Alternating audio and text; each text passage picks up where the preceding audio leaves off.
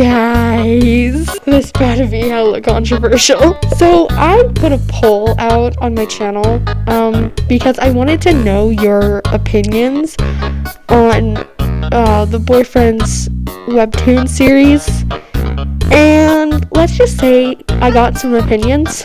When I say got some, I got like 2, I think. Love you guys. Here they are. What? So I decided that I was going to talk about them.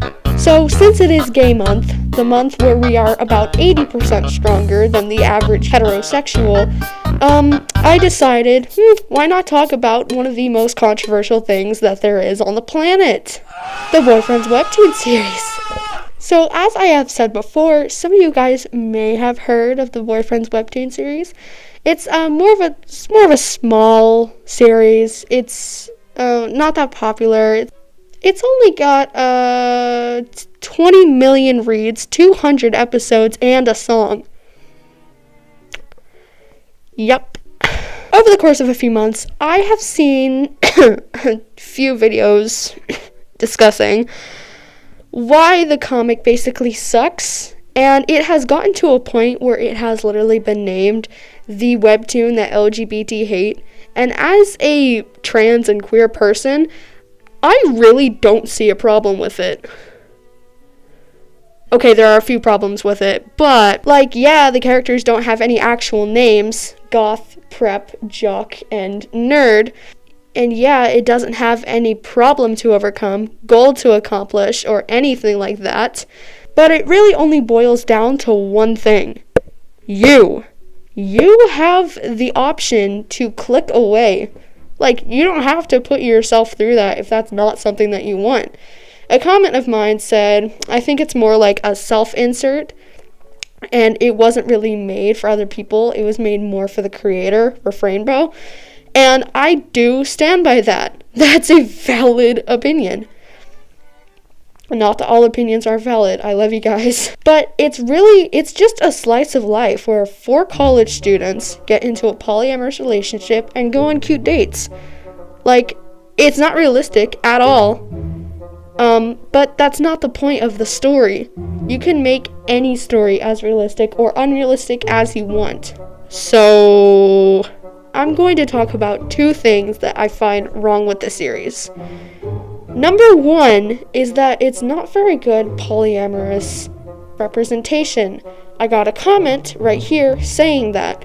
And another thing that I do agree with, it doesn't really have the average polyamorous sort of realistic being that every single relationship has. But again, you can make a story as realistic or unrealistic as you want. And number 2, when every single year that Pride Month rolls around, ever since the comic has been published, that has been on the top recommended page on Webtoons.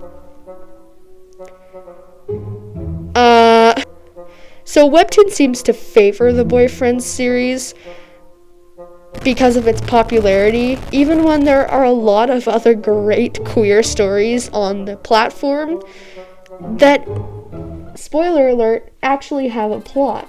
For example, Balin and Lee Yun, a story where a merman follows a scientist from the Arctic back to his home in Japan, I think, where he has to take care of him and they eventually, fall in love. Winter Before Spring, a story where 2 girls get into a relationship. As it turns out, one of the girls was just using her for homework and math and things like that.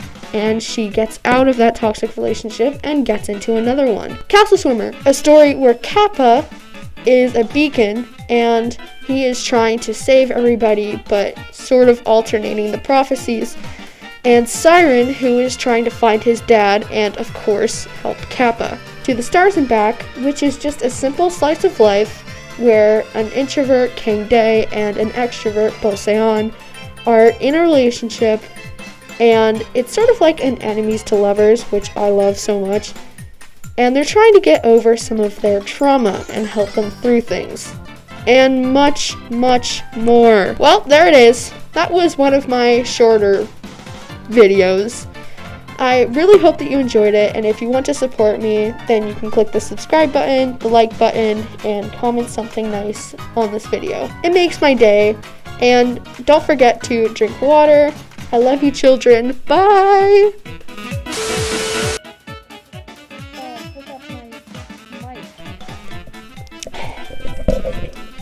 Oh, my nose is runny.